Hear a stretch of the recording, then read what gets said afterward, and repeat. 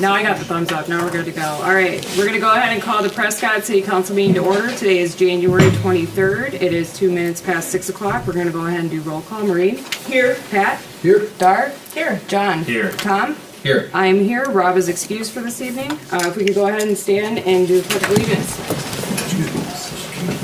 Pledge allegiance to the flag of the United States of America and to the republic for which it stands, one nation, under God, indivisible, with liberty and justice for all. All right, next on the agenda, we have public comments. The City Council will receive any public comments on any issue related to the agenda items only. There'll be limited discussion by the City Council, but limited discussion may take place with the City Council. Is there any public comments for any items on the agenda?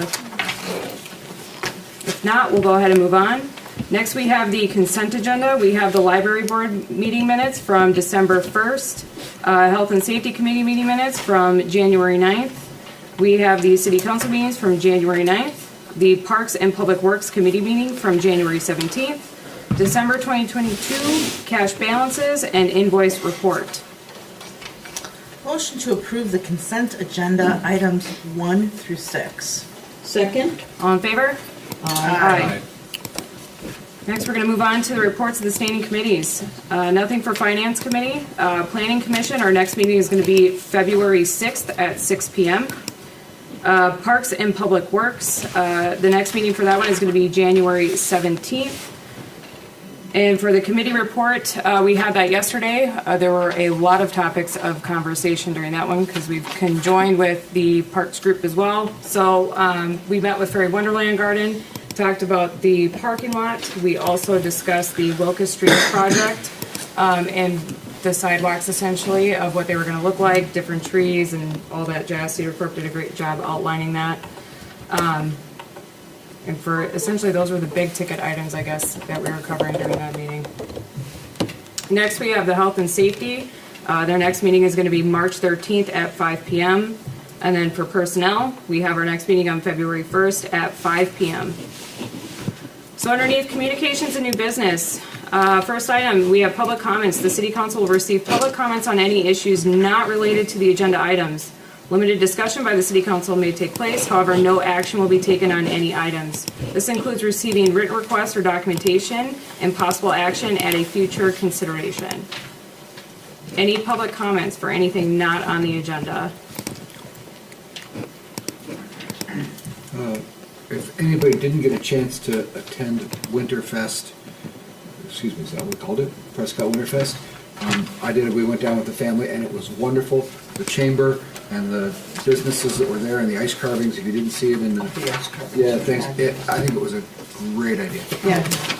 On the agenda. You got it. Sorry. No, you're good. What a great weekend, It was a great too, experience. for weather. Yeah. Good night. All right, so if there's nothing for public comments, we're going to move on to the Ellers Water Fund Long Range Cash Flow Analysis. All right. Apologies, I'm trying to get this to work. Brian, can you hear me? Oh. Yes, I can. Can you hear me?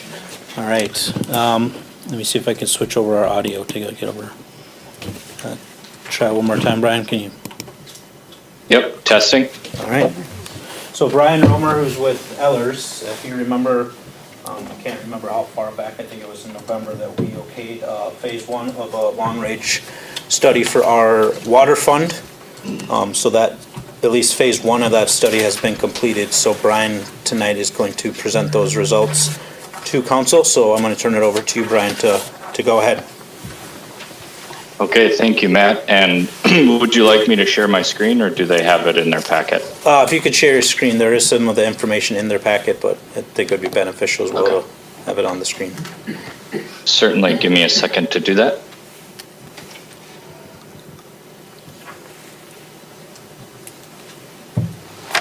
All right, are you able to see the screen? Yes. Okay.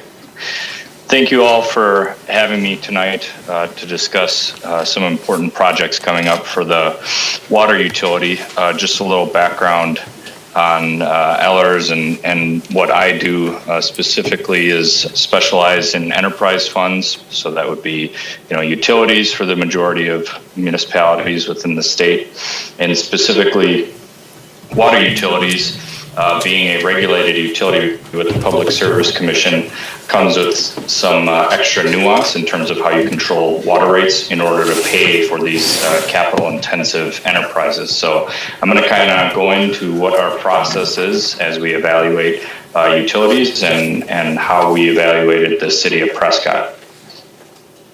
So the city is planning 2 projects in 2023. There is a well number 3 treatment project that's tabulated at about 1.3 million. That'll be funded largely through the Safe Drinking Water Fund loan program, in which the city has applied. In addition, there's the Locust and Elm Street project, in which the water portion of that is just under $1 million. These are the 2 larger projects, and as you'll see later, we've looked at a 10-year planning period in terms of total projects as well. But we've been tasked with assessing the water utilities' financial sustainability as it relates to these projects, the ability to repay debt service, and the need for any future water rate adjustments. Some utility history. When we run our long-range cash flow analysis, we like to look at least 5 years in the past in terms of how rates are performing, but we also look back to your last rate adjustment, as the PSC math, so to speak, can be a little different to how you or I may initially evaluate a utility, and I'll explain that on the upcoming slide. But in terms of some history, the last conventional rate case, and that's what CRC means on this slide, was completed in 1997. Since that time, usage is up about 50 million gallons, and revenues are up. In 2021, expecting a $50,000 increase as a result of the simplified rate case, or as an SRC, as stated on this slide, for 2023. So he applied for and was granted what's called a simplified rate adjustment, or more of an inflationary rate adjustment. Typically, those are around 3%. Right now, that is 4.5%. And that's just due to the inflation that the PSC is recognizing and granting utilities through this process. O&M since 1997 is up 150,000. And that's 10-year averages, excluding 2021. The utility did have some water tower painting that was completed in 2021 that kind of spiked expenses, if you will. So excluding that, and we'll kind of get into the volatility of O&M expenses later, but excluding that volatile year, O&M is certainly up. Depreciation, so as you add assets, the need to replace assets increases, and that calculation of what you should be recovering in order to replace those assets is up about 77,000. And then your rate base, and that's ultimately what the PSC designs to say, how much of your undepreciated assets, how much return should you be earning on that? Your rate base is up 3 million. So I'll go through kind of the calculation of the PSC math as it relates to the increase in rate base. You've completed some simplified rate adjustments, or the SRCs, since 1997. In total, about 30%, as you would calculate. That only grants you a fixed charge increase and a volume charge increase. It does not increase other components of your tariff, but only those general service components, and then public fire protection as well. And then just know that you do have a 40% limit until they say no more simplifieds. You need to do a full rate adjustment. So let's see how, since that time, how rates are performing. On this slide, we look at how to calculate the cost components of utilities under 2 methodologies. The first, or the top half of this chart, shows a cash basis. And that might be kind of the more conventional way of looking at whether or not we're covering our costs. Are we creating cash each year? Are we able to pay our debt service and keep the lights on? And so this would look at operating and maintenance expenses, debt service, and then an item that in the rate making world we call cash funded capital. That's basically capital that you'd pay for annually. And then also we include a coverage component, basically to say, can you pay your debt service and a little bit on top of that?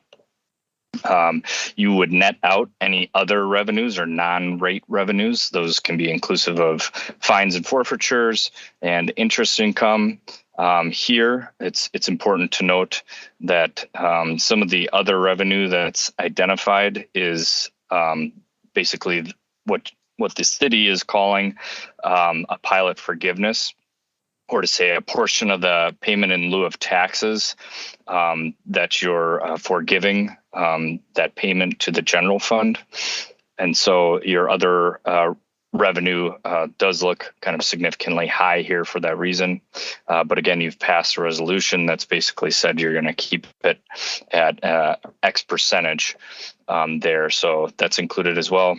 And then after you've netted out other revenues, the user rate revenue is shown and basically says, can we cover our revenue requirement? So for the cash basis over the past couple of years, it's been kind of plus and minus. What's important to note is the PSC does a little bit different calculation. Instead of debt and cash funded capital, they say depreciation, you need to recover your full utility financed depreciation, and as well as that rate of return. Right now, that rate of return is around 6%. So they take all of your undepreciated assets and say your rate should be recovering 6% of that. That's basically their calculation to say what's the fair rate recovery in order to attract and hold capital or pay for debt service and be able to take out new debt. And their component of that or metric is 6% of that net investment rate base. So under the PSC math, it looks a little more grim in terms of it's all negative there, but that's more a component as you add assets organically, that will grow in terms of you're adding that net investment rate base, and you need to recover 6% of that. So the PSC would say you need a rate increase. The cash basis does not. But of course, the cash basis is not including these future projects that we're talking about. Getting into some of these future projects, city staff had us analyze two scenarios. The first scenario being the more immediate needs, encompassing that well number 3 treatment costs, as well as the Locust and Elm Street. Here, we've kind of broken that down in terms of how you're repaying those different portions as well. And then scenario number 2 had more of a longer range look in terms of other projects that may be on the horizon in 2028 and beyond. And so some of those significant costs are additional well costs there. So we just kind of wanted to look at those two scenarios. So under the first scenario, again, this is just for those more immediate needs. We're including the initial simplified rate adjustment that the city has been granted, adding that in terms of what your budgeted revenues would be.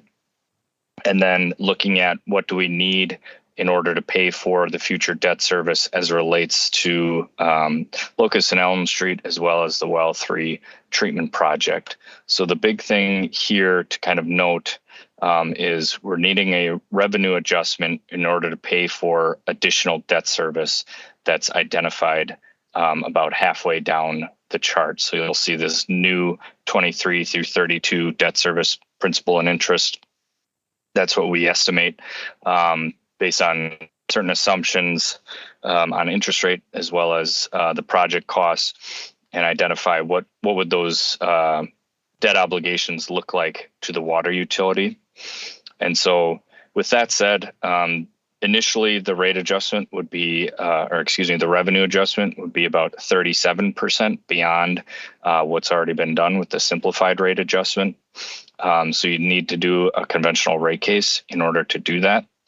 and that would provide you the financial wherewithal to get all-in debt coverage to a place where you're covering debt service, paying for a level of O&M that's taken with annual inflation. So we do make an assumption of about 3%, and that's based off of historical expenses. Again, these O&M expenses can be a little volatile as you have maintenance expenses within utilities, which could account for, maintenance of mains. When you have a main break, you could have a high year in terms of fixing those main breaks.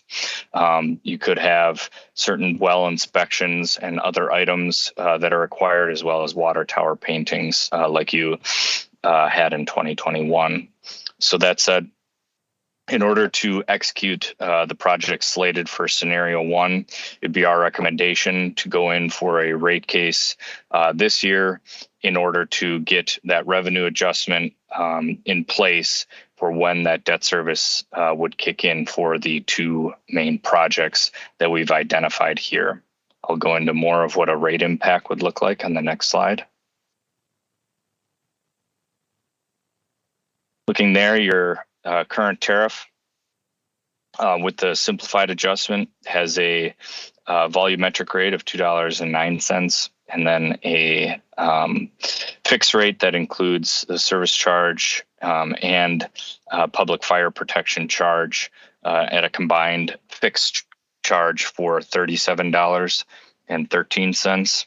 So taking that revenue adjustment of $37 and applying it to those charges, come out to a volumetric rate of about $2.87, and then a fixed charge of $50.87.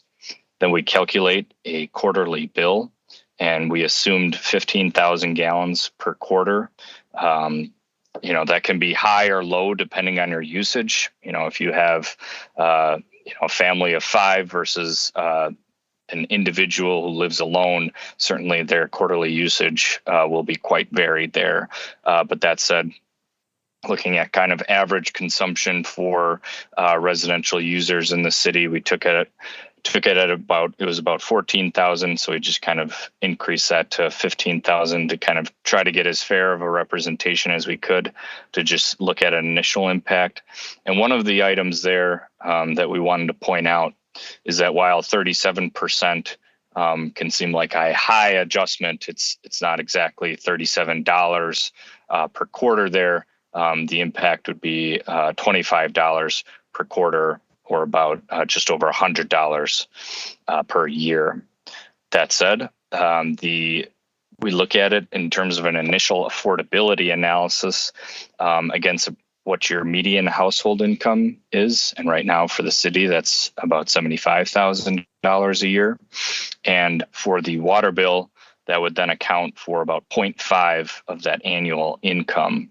And the reason that we first look at it on a median household income basis is the American Water Works Association benchmarks utilities to about, they say rates might be unaffordable. Initially, just looking at MHI, if you're in the range of about 2 to 4% in the Midwest, where water is abundant, in out west, nationally, in other areas where water might be less abundant, and there's additional kind of pumpage and other items in order to get your source of supply costs. It's about 4 to 7% in terms of affordable water. This said, for the Midwest and that AWWA benchmark, these would initially seem affordable on the face, benchmarking against MHI.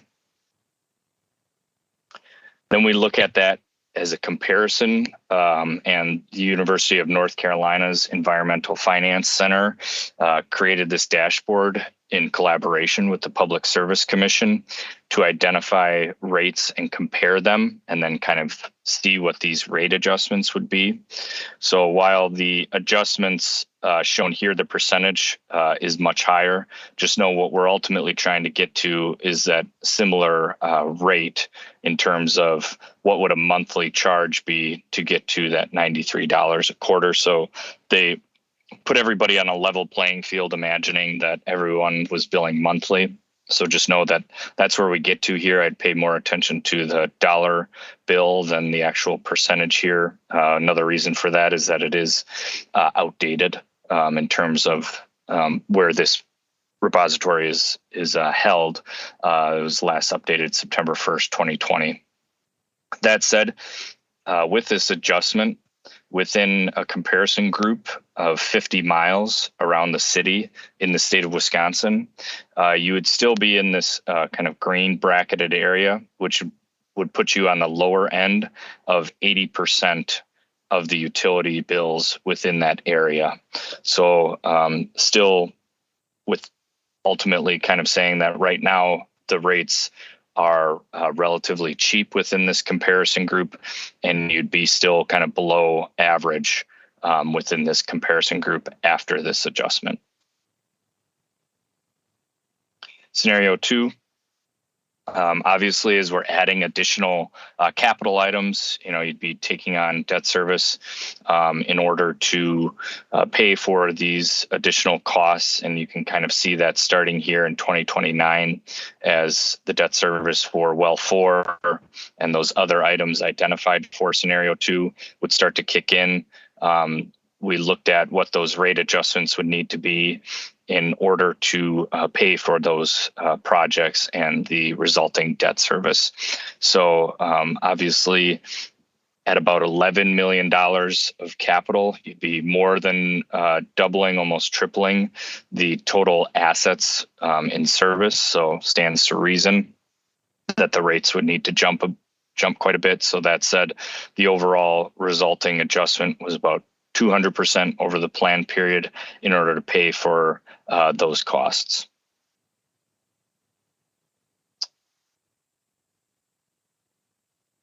How that impacts the bill, kind of looking at it on the long term, I'll just kind of point you to the last year here where we're doing the last rate adjustment. We'd be looking at an annual bill that would be on a percentage of MHI just over 1%. So definitely getting closer to that 2% adjustment or 2% benchmark, to say that rates might be getting towards that higher end in terms of when we compare them to other utilities. And then similarly for scenario 2, we're only limited to this increase, so we couldn't even get to the full adjustment on this tool that's available online. But the same comparison group, of course, you'd be on the higher end again. But again, this doesn't say what every utility is going to be doing in 10 years. So I think obviously that kind of shoots an unfair comparison, if you will, as you visualize this, because certainly other utilities would be increasing rates within that 50 miles and all over the state within 10 years. So this is a future adjustment that would show kind of higher or expensive bills. Again, though, on a median affordability, still within an affordability range here and not above or within that 2 to 4% range. So with that, I can kind of take questions, or if staff would like to add any additional items in terms of the projects, they can certainly speak to those projects. But that said, we can take questions on the rate impacts as a result of this analysis. Anybody? I have one question. In your table 4 water utility financial benchmarking analysis, the numbers for the debt to equity ratio go along at what would be close to acceptable all the way up until 2023, when it goes from 0.07 to 0.27. And my question is, what is causing that jump? Sure, that would be incurring the debt for the projects that would be Locust and Elm Street, as well as the well 3 treatment. So that was about 2.3 million in that analysis. So you're going from about $500,000 to about 2.6 million, and part of Locust and Elm was paid for by ARPA, so that would be a net of 400,000. So that, just about 2 million there. That's what that jump represents.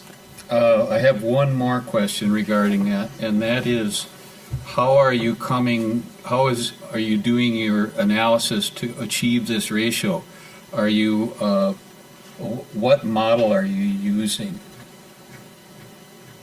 Sure. So we're taking the total assets that are in service for the water utility, and again, this is the water utility on its own. And that would be all assets, not just utility finance. So assets are broken down for the Public Service Commission in utility finance versus contributions. Contributions would be those if a developer were to pay for a subdivision going in and there's water lines, meters, etc., and they're gifting that to the utility at the end of their development. Ultimately, we don't want to build rates and double dip. So those go into a different bucket. But in terms of when you look at the leverage, you would look at the total assets of the system. So it is inclusive of both utility finance and contributed assets, just to say what is our debt to equity ratio. So it's a straight ahead analysis. You're not utilizing any of the, like Brown's 10-point test or a couple other examples that I've pulled up from, funny enough, the University of North Carolina too. So, but this is just a straight ahead analysis, is that correct? Correct. All right, thank you. I had a question on table 13, projected impact. Yep. And I don't know how this works. Maybe you can, maybe you can't. But if I look at year 24, a possible change of $25 over the prior year, but then nothing the next couple of years. Is that, if you did something like this, is it possible to smear that out and make it more even for each year rather than have everybody take a 1 year hit, or how does that work? That's a great question. Ultimately, what the Public Service Commission allows are those simplified adjustments if you're eligible. Basically, they go on a 1 year analysis and say, if your rate of return is below their benchmark, you can get that inflationary increase. So that's the eligibility for simplified. When the other window of opportunity, I'll call it, to adjust rates, what's called a conventional rate case, they look at that on a test year basis. And what they basically say is, unless you have a project that goes beyond the test year, so for example, if you're building a new treatment plant, or you have some sort of project that might be a multi-year project, the PSC will allow you to split up that rate adjustment in terms of the initial test year and then the assets that are added after that as a result of that project. That said, the well 3 treatment project, in our understanding, would be majorly just a 1 year project. And so you can't request kind of a 2-step without assets being added after that. So more or less, it's truly an analysis in terms of the conventional rate cases, getting your rates up to what the current benchmark is. So you're basically saying any assets that have been added since our last rate adjustment, and getting those revenues to a place that's, hey, this is the 6% rate of return. This is the adjustment that's needed. Now that said, the utility, due to limiting the pilot, actually is in a position to go a little under that rate of return because their costs are such that it would be lower. And so with that, the 37% is more recommendation than strict PSC math here, and we would see this as kind of the minimum adjustment as a result of what a test year would look like for 2023 or 2024, depending on when you file the application and kind of their application timing guidelines that they have. But in Prescott's case, you would not be able to split that up unless, for example, you did 2 conventionals and the well was in all 2024 and there was limited capital happening in 2023. And the reason that the adjustment is shown in 24 is because this process, please know, does take about 8 months to complete. Thank you. This is Maureen, and I have a question. On the 2 clock comparisons, did I understand you to say that the latter one, or the one where it looks like we're very high compared to surrounding communities, that is highly unlikely a perspective because other communities would have been raising their rates in these years anyway? Right. We maximize the clock or the dial per se in terms of what we're limited to with this tool to 150% or a $55 monthly charge. But if you were to look at table 13 of scenario 2, you'll see that quarterly charge is about 203 at the end of this planning period. And so truly, dividing that by 3, you'd be you'd be higher than 55. So understand that. But then you're correct since we're taking this at the end of the analysis 2032, you can almost throw out the dial to say, we know other utilities in this area and all over the state are going to adjust rates within the same planning period. But it was just to kind of give perspective in terms of, we saw one, let's see what the other does as a comparison. So, and my second question is, has anyone ever done some sort of, I'm looking at these,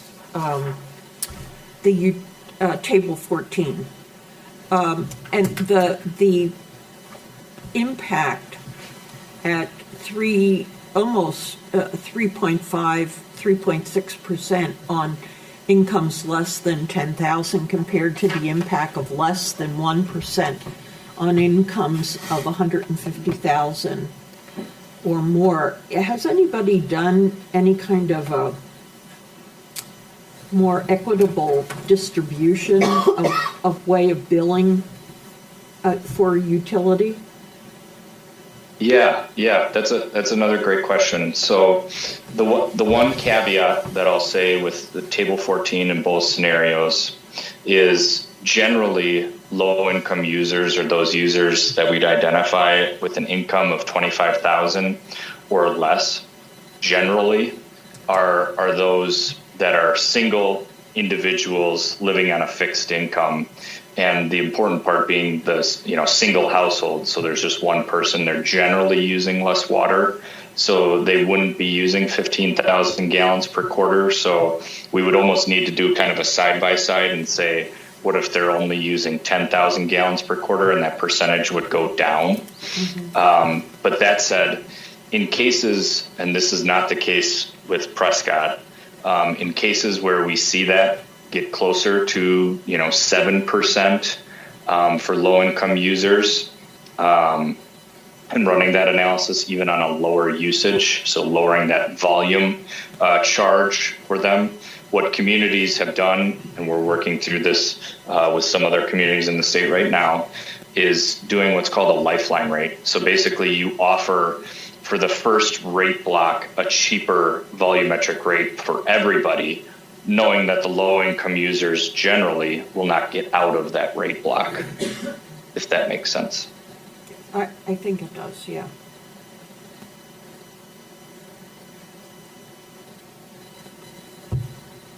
And what other factors went into this affordability? I mean, just on Maureen's point, so we're looking at, I'm looking at the notes right now, and obviously that's their annual income, but if you look at annual income, but then you bring in other factors like aging residents, medical, Yeah.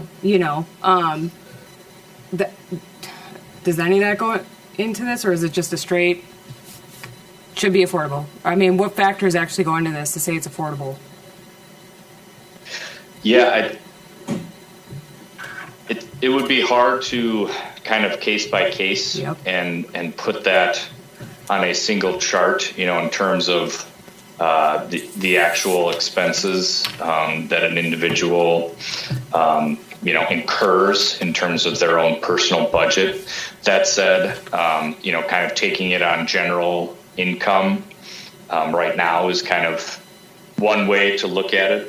The other way that some communities look at it is, okay, how much is our rates in terms of what the minimum wage is in our area, and we would need some more information, kind of from the city and maybe the county to get an understanding of that. But basically, how many hours do I need to work to pay my water bill? If you can kind of imagine that analysis is another way that you can kind of look at affordability in terms of one metric, but that again would not be representative in terms of all situations as well. Outside of that, many cities and villages throughout the state also have certain programs that they can apply for in order to offer customer assistance. And so if affordability is an issue for low-income users in the city, we can kind of provide some samples of what other communities do in terms of those customer assistance programs. Again, that's based off of like eligibility, and essentially there's kind of a supplement that allows city staff to provide applications to those who would be eligible to say, all right, here's the customer assistance program that we have that can help cut the utility bill should you be eligible. So it's kind of case by case is truly the answer. And I think understanding what each utility would feel is the issue in terms of affordability might, we can kind of enhance the analysis that way.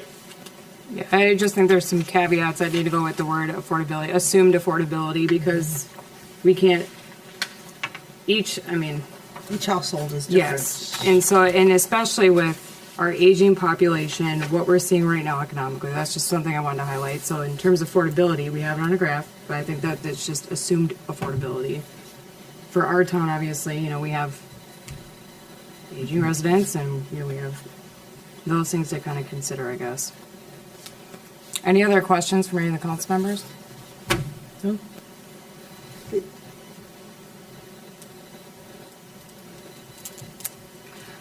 So the request here that we have is, so for us to consider and decide the next steps regarding the water fund cash flow analysis, and if the city would like to authorize Ellers to complete the full rate study to submit to the Public Service Commission. I would like to hear the negative things that could potentially happen because of that, or at least highlight that. I mean, so if it goes up, you pretty much have to go with whatever they tell you, correct? Brian, you can jump in and correct me if I'm wrong, but I think based on our conversations with Ellers, that is correct. Yeah, and I can speak to that. So what our process would be is to gather the required information first in order to fill out that rate application. And then at the point that we would have that application ready to file, we actually come back to a council meeting to approve. So we basically say, here's what the application is, here's what the output is, and whether that's 37%, 36.5%, whatever the actual percentage increase is, and then we'd come back with this is at the benchmark rate of return versus what we'd recommend, and then you'd have the point at which then to say, all right, let's file this, or what happens if we decide to wait. And we want to file later for a test year 2024. So we can kind of walk through that at that meeting before we'd file it, because you are correct. You get very limited, and by limited, I mean almost none input after you file the application. It just goes through the PSC process. They'll start to kind of audit the utility and basically say, all right, here's some things you need to clean up or not clean up, whatever. And then they go through their process. And then about 8 months later, you would get your rates implemented. There's a public hearing and a customer notice that goes out 30 days before that. Again, at the point at which the council would approve the application to be filed, what we do is we recommend utilities actually send out some sort of mailer or anything they can do that they feel would be impactful in terms of noticing the customers, because unfortunately, while the PSC says their mission is to be kind of the middleman between utilities and ratepayers, their statutory requirements for customer notices happening right before the public hearing and how long it takes them to get there isn't very fair, to be candid. And so we do recommend that the point at which you kind of approve the application, you inform the customers at that point, so that there can be a little more, or outside of that, you could certainly do it before you even get to that meeting if you want to make that meeting a public information session. We have a lot of larger communities in which do that, hold that kind of acceptance to file meeting as more of like a public engagement meeting. So we can certainly kind of craft it how the city wants. But again, I would reiterate how important it is to notify customers ahead of time. But that's the Ellers process in terms of moving this forward if you choose to begin the application. And if we don't like what came back from them, is there an appeal process? I'm sorry, could you repeat the question? If we don't like the feedback from them, is there an appeal process? Yes, you can reject the revenue requirement. I've seen one utility, not that I was working with at the time, but in like 3 years before working with them, they've actually repealed their entire rate case just because they got into so much of an argument with the PSC. I know they've taken some action since then. Basically, the PSC saying they need to do something through various letters. So I would assume that that's kind of status quo. That's not the norm in terms of people repealing their entire rate case. But there are ways to come back. But the application will give you a good indication of exactly what the PSC will allow. So do you think that, do I understand that if we should expect a 37% increase to be the recommendation then if it goes to the utility commission? Correct. Okay.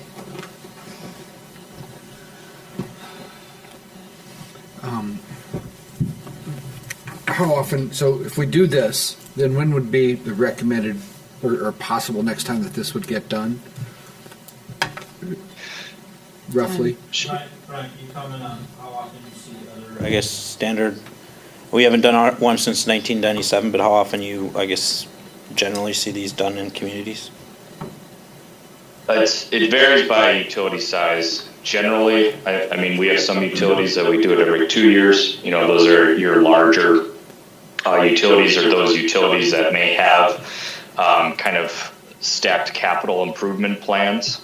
But generally, it's about every 5 to 10 years you see a utility go through that. And you'll see that through the Public Service Commission's correspondence with a lot of utilities that they generally recommend that as well. Our recommendation is kind of evaluated on an annual basis, of course, through your budgeting process. But that said, anytime you have large system changes, definitely investigate. Not that you need to file, but investigate your rates, meaning, and system changes, meaning large projects, changes in usage, changes in customers. You know, if you have a large customer leave or a large customer come in, other things like that. We are anticipating that we'll have to do some work on is it well 4 that we've been talking about as creeping up in the nitrates?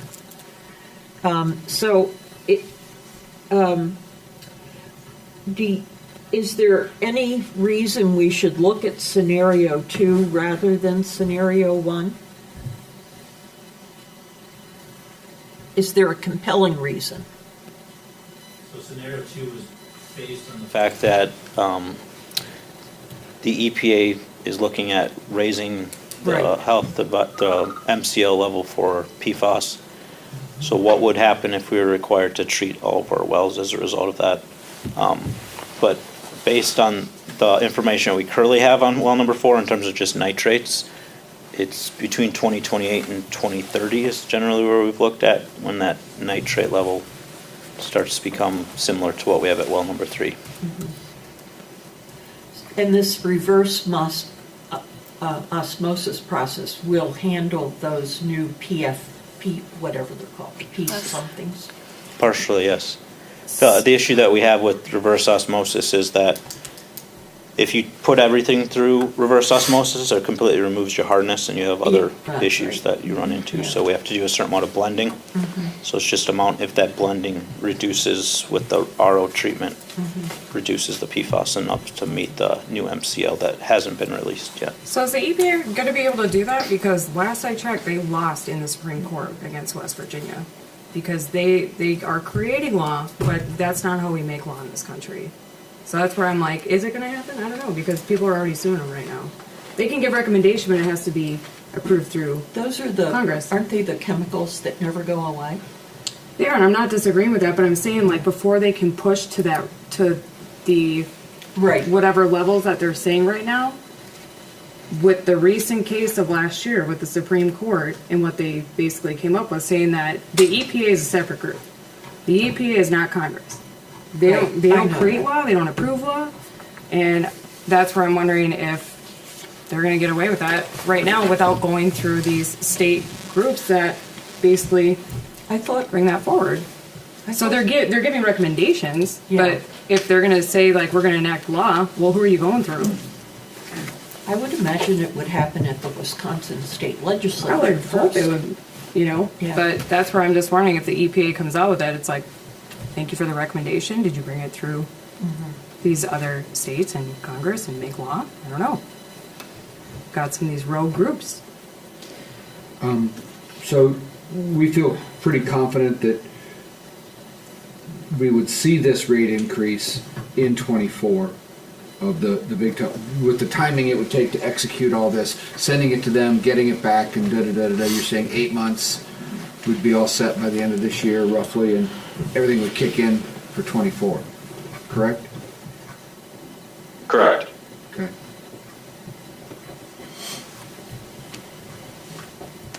Frankly, I think it sucks. So, I think this is terrible. I think it sucks. Yeah. I hate it. I don't like it. I think it, you know, it's too bad that the last time we looked at it was 1997. Yep. 26 years ago. Yeah. Kicking it down the road any longer. it's And only we've gonna had get more some- expensive. And that it's happening now, you know, right Right. now. After I know. COVID, when we had inflation, nobody can afford anything. We can't even get people the raises that they need to pay for stuff, you know, like employees at places. It's crazy. It And we just is also very had- unfortunate timing. I wish a study would have been done after we, grew as far as our commercial properties too, that, we've got one high volume user, Yeah. who's diversified, so. Well, two. We got two. Two, yeah, you're right. We got two. So, So that'll impact them. I'm more concerned about like what our current population looks like. If it's technically quote unquote affordable. I mean, I don't know. Have we ever implemented any of those equity programs, the consumer assistance programs Yeah. that would help some of the customers? The state of Wisconsin offers it. I actually just got a check the other day for people. There's applications that people that call in. I can send them links to the applications through the different state programs that are offered. We don't directly have a form that we fill out and help them with, but we have the resources to give them to apply.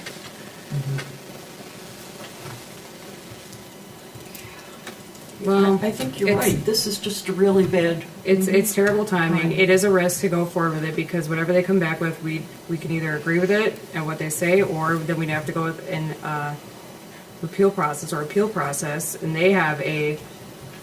Let's see here. What would They don't be- take any. They have no liability in any errors or anything like that. I'm like, okay, this is fair. What would the increase be if we went for the second scenario? I've lost track of that piece of paper.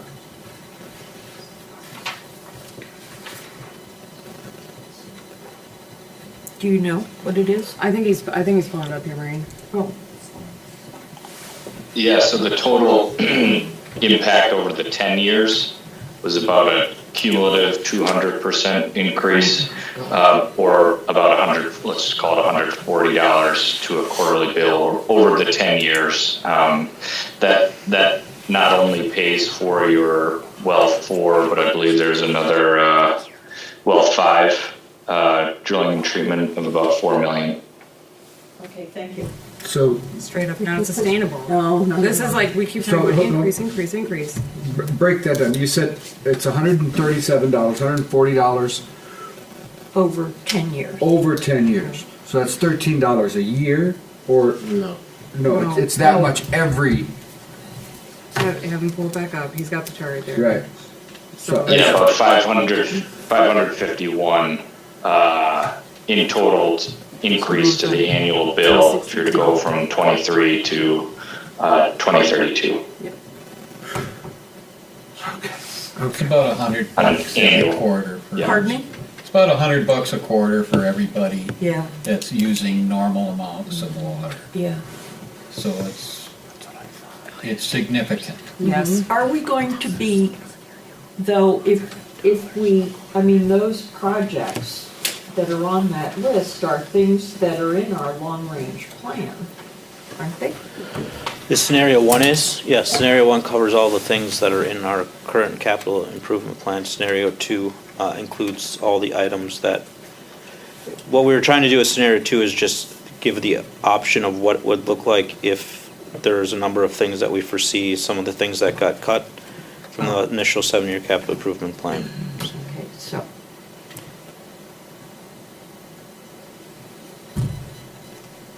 It's like a rock and a hard place. I think we need to be asking a lot of questions at the state level about our income money and where the hell it's going.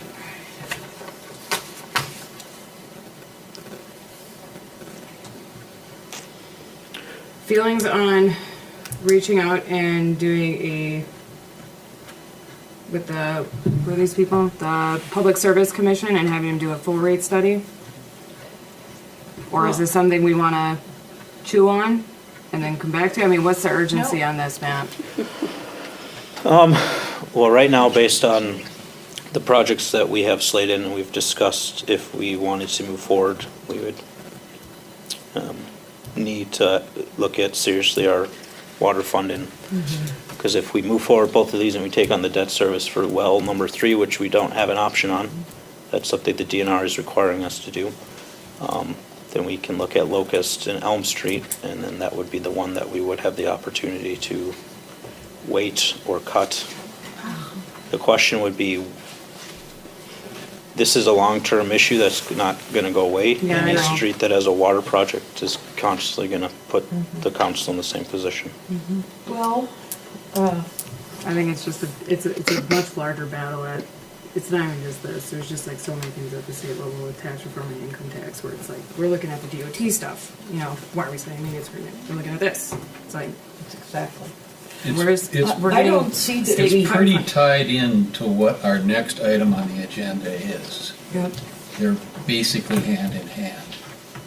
Yeah, they are, and I think that we don't really have any other option at this time. We can't Other than not doing do the- the well. We Yeah, we- can't have a well remain offline. It's my opinion that we have to do the water. Absolutely have to do the water. Yeah. The next item on the agenda, I don't know.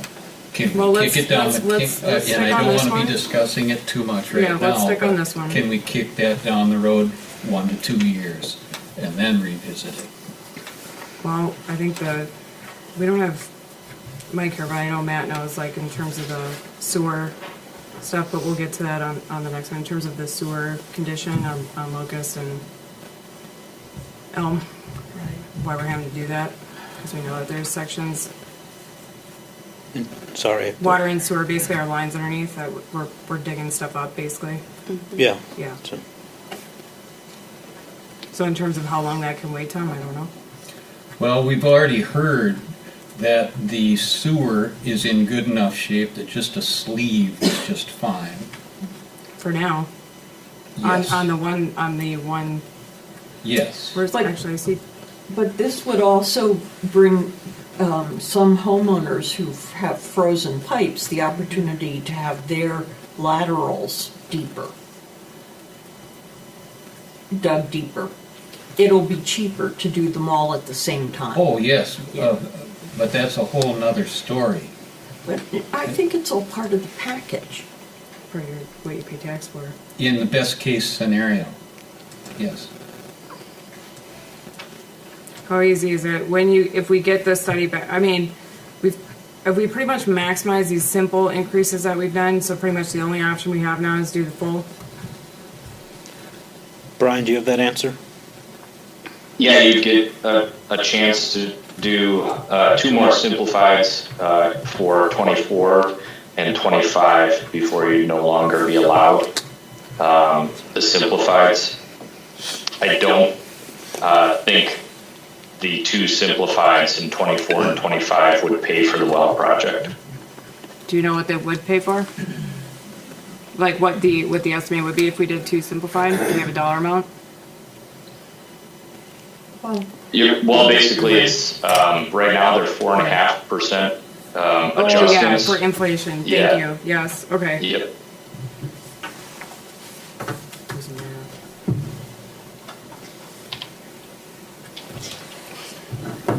I think we have to move ahead. Worst I case don't scenario, think we that I'm appeal gonna it. mull it over any differently in the future.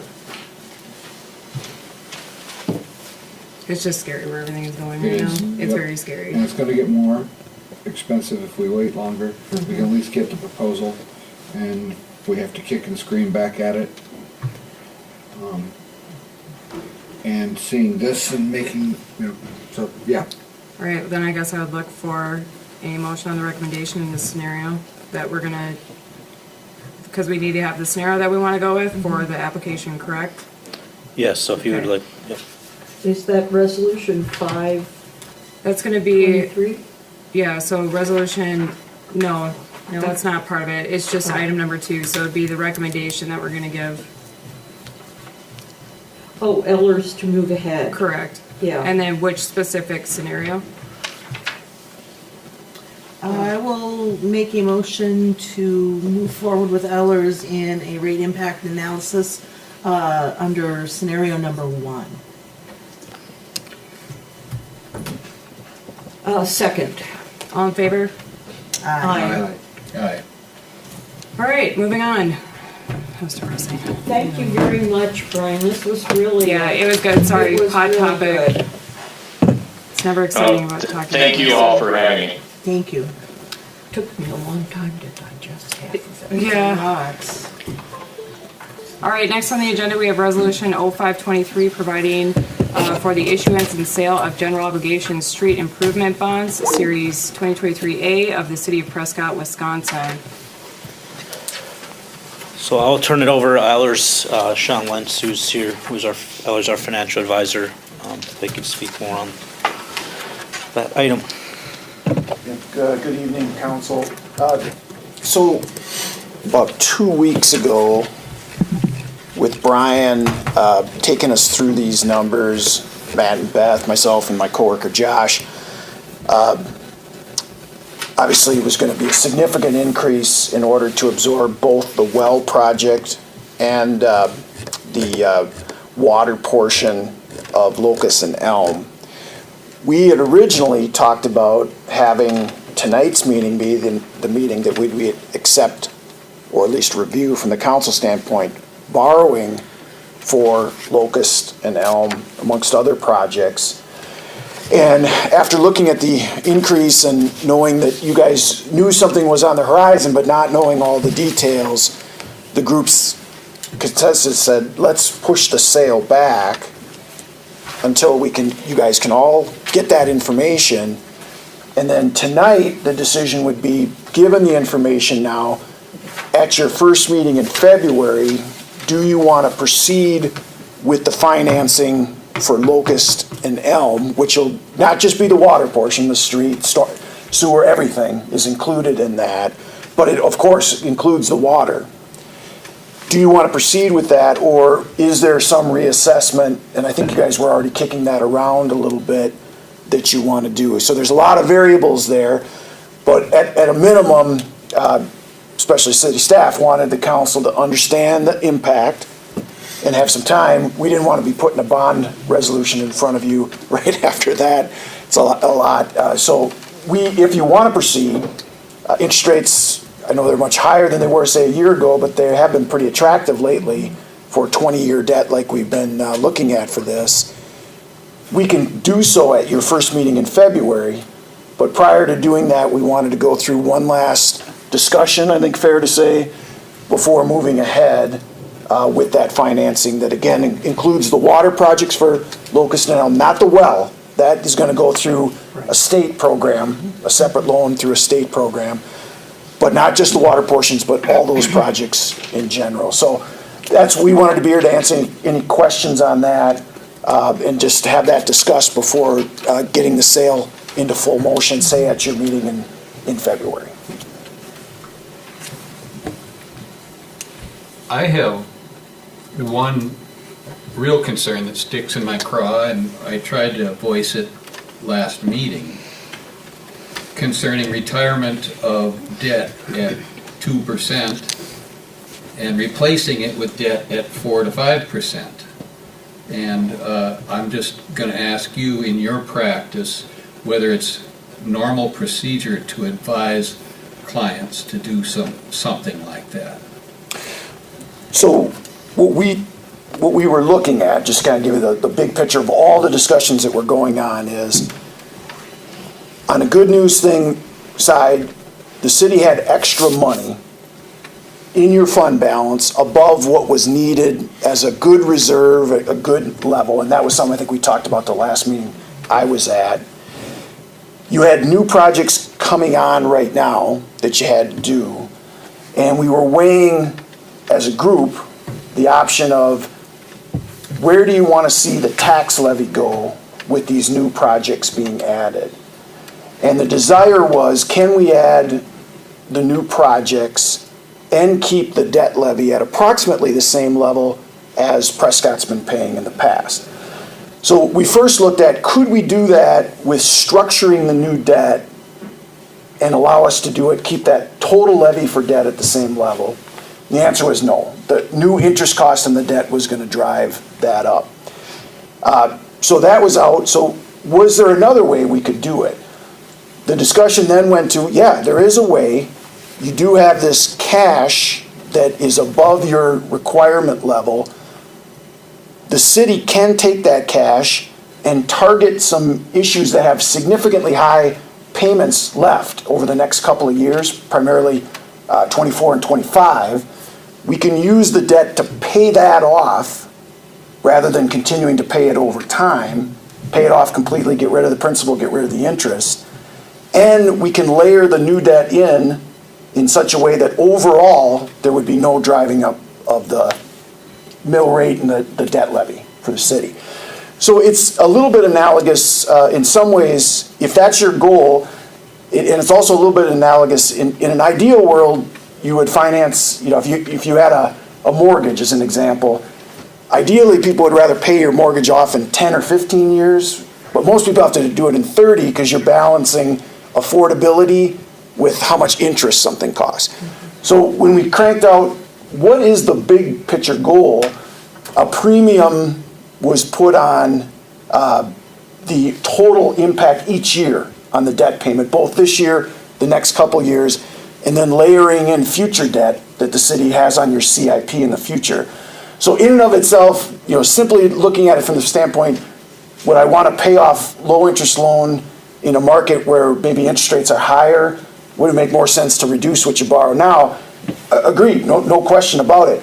But if you're factoring in these other factors and trying to affordability and sustainability, what's the best overall? That's where it came into, can we structure the debt but also pay off existing debt and have a total debt plan for Prescott that kind of keeps you at the same level where you've been historically, while also being able to afford these projects. So anyway, that's a little bit more background of what went into that. discussion, city staff, and kind of given us some direction what they'd like to see in terms of what would be the best solution for the city moving forward.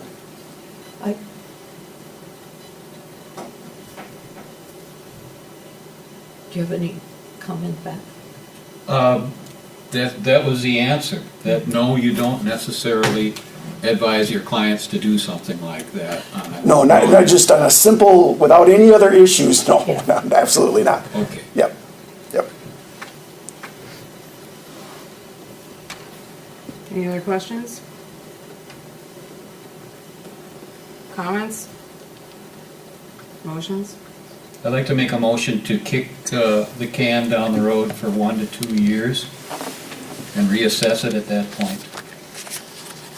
So when we say, let's use more descriptive, so stop Okay, the project. excuse me. I'm just saying, so the public Excuse me. understands, so stop the Locust Street and Elm Street, correct?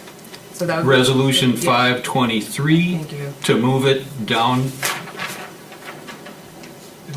to 1 to 2 years to reconsider and get some, and maybe find some stability in this really volatile time economically. I know that nobody wants to do that. I understand being goal-driven and wanting to achieve this, and it's necessary eventually. But we're doing it right now is onerous. I would like, I do not think that it's onerous at the moment. It will not do any more than what we are already doing in order to get this project done, which has been on the books for quite a while. We took a year off, if I remember correctly, about 3 or 4 years ago of doing street projects. And we all know that the biggest problem in the city are streets. That's what we hear most about. And I'm in favor of continuing, as long as we will not be increasing the impact on the levy. So I would vote against I'm not going to second your proposal. So we have a proposal, we have a first, we don't have a second. May I ask one question? Sure. We're doing assessments or adjustments on property tax that will kick in. Those are coming, correct, this fall? And those will kick in next year? You're talking about reassessment of properties, right? Yes. Yeah, that's what you're talking, you're talking about more of the board review stuff that we do. Right. Yep. And that will kick in to residents when? So we're doing a 2024? full reassessment this year in 2023. But it won't And impact that will until, affect their 24. checkbook in 2024. Or December of 2023, Oh, whenever Okay. they pay their taxes. pardon me? Whenever, sorry, I have no voice. Whenever they pay their taxes, so some people would possibly pay it in December of 2023. Okay. Correct, So Sean? they could, Yeah, if your reassessment is completed this year, Yeah, it'll be applicable to the January 1, 2023 values, which is the values that are used for taxes paid either in December of '23 or in January. '24. Yeah. Yeah. okay. So that's coming. so let's Based- review these options real fast. Well, it's a, Yeah, so we got option one, we have the pre-sale. In this option, which was approved, the city pays off existing debt in the form of the 2012 and 2015 bonds. The 2012A debt has an interest rate of 2.25%. And the 2015A, was that wrong? So these options that you're discussing are Oh, already. they're old ones, aren't They're they? older, yes, those are. Got it. What we discussed last meeting. So, That's right, we moved on past that. Yeah. My We fault. went past that. so the options So that I it's- guess are on the table, what you're discussing is Yeah, approving this resolution and moving forward with the issuance and sale of the GO bond for Locust Street and then upcoming Elman Washington Street, or tabling the motion to another time or future discussion, I think is what Councilor Ross was putting forward. Pushing it for a year or two. Correct. So the one thing I will say is this year's levy, with the option that we gave in option one and that was approved, we've already, in terms of a general fund levy, you obviously just heard about the water fund and that portion of what we're trying to do.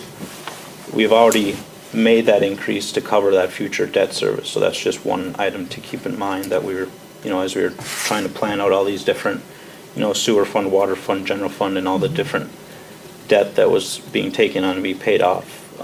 That is just an item that, as we were working through these scenarios, that has been completed. So that's one beneficial thing. I think in terms of the full reassessment, it's hard to state what will actually be the impact, because again, we're not talking about just a full-on increase in people's taxes. I think people think when they hear full reassessment, we're at 65% of our ratio. So that means the state wants us to be between 90 and 100%. So we are far below that. So if people are all at that level and the assessment goes up, that doesn't necessarily mean what you're paying goes up. Your overall value I goes think up. part of that, isn't that dependent if you sold your house or? Somebody hasn't moved their house in Yeah. 20 years, Yeah. then they're probably gonna see more of an increase. Me who bought a house 4 years ago, and I'm much more current. Right. And that's an average. So if somebody say is at 70% and somebody's at 60%, the person at 60% is below the average is going to see a larger increase as a result.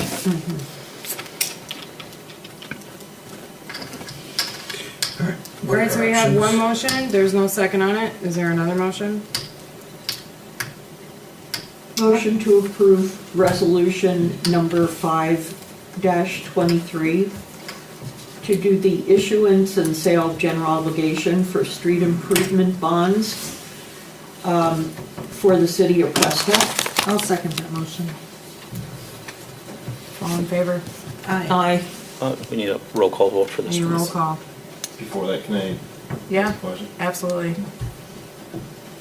So if we borrow this money, does that, for future tax increases, is that, it's all planned out that currently as it stands, there will be no increase? For the debt, the way the debt plan is set out for taxes levied next year for the debt, it's supposed to be flat with this year going forward. If you choose a few years, and I think it was it 4 or 5 years out, there was a larger project on the horizon. If you choose to do that project down the road, we expect that there'll have to be some increase at that time. Sure. I'm guessing a little on the Unless years, it's but buying revenue somewhere. It was 2029, we were looking at, when we were looking at our CIP, one of the things we talked about is the reconstruction of Kinnickinnick and Campbell Street. And that one got pushed from the 7-year, but I think it included in 2029 or 2030. If we were to move forward with that project, there would be another substantial. right, that 2029 is, Matt's exactly right. But Increase for to this that. issue, no. No. For in the future, depending on future council decisions and future projects, there's no guarantee that you won't have to deal with that in the future. So for this, then, yeah, we're covered with the levy, but when something else. I'm not hearing any discussion of the $1 million fire truck in the year 2027, I believe. We're hearing it now from you. So that's within our CIP, and that does include, so in 27, the purchase of that truck for I think it was $989,000. In this bond sale. Not this bond sale, but in terms of our overall The levy. debt. Oh, levy. I see, yeah. The levy, I'm going to oversimplify this, so please bear with me, but for a couple years with this new debt, it'll be a flat levy for debt, and then it starts going down, and that's when, without anything new, it starts going down. We could add the fire truck in there and stay flat. Okay. Was the work on the CIP that was done. When you get to 2029, though, there's too large of a project, if it comes in at the budget that it's shown on the CIP right now, to continue at that I see. level. That's where the spike up would be anticipated to occur. Okay. That's not too far from now. So really, the big issue that we wanted to, and this is why we asked for council to push this last meeting, is we wanted you to hear the water study. Because from a debt service level, the water fund is the one that, from all of the funds that we have in terms of sewer, general fund and other things is the one that's not, I guess, in a spot in terms of being able to carry the new debt, so. Right. We wanted you to have the full picture in terms of what we were previously discussing with the CIP. So, again, a bit oversimplifying, but if we don't borrow this money now, then our residents getting a tax break then, or how that work? And then You would. No. you would have extra money that you don't have anywhere, you haven't assigned it, or you'd be Well- putting in a bucket to hold on to? And then in 5 years. I guess we would have to have the discussion moving forward as if we decide to not do Elm and Locust, what is our outlook for wanting to do it? If to say we never want to do it, or any street projects moving forward, this is just an absurd kind of hypothetical, then yes, you could say that the money we just increased to provide for debt service, we can now cut that and lower our levy to no longer have to carry that. So that would be a tax decrease, yes. Well, that's not gonna happen. Right. I'm just, So why are we even talking about it? Well, I mean, He- but he it just could had- happen. He had a if question that the- was if trying the to council, understand it. yeah, if the council chooses to do that. The only other way I've seen it is when we close our TID stuff, Yeah. and that tax window. That's another thing on the horizon, is you do have successful tax increment districts, and down the road, that tax base can shift back and hopefully provide a larger tax base to spread your Because we existing closed one. expenditures over. Didn't we? Which one did we close again? 3, Yeah, 3. And then which one's coming up next? 5. 5. When does that one close? That's We just did the extension, so is Yeah. it? 2029. 5 is the one that absorbed the cost of the land purchase. Yep. So, yeah, I think we're still a few years out on that one. I believe it's 2029 and I 2030. think that's, yeah, it's in that same horizon when that larger street project would come on. That was, the thought process moving forward in 2029 and 2030, when those come off, was to look at what potential options are there to rolling that into either a building project, in terms of a municipal project for a new police department fire halls, or putting that towards the street reconstruction like Kenny can.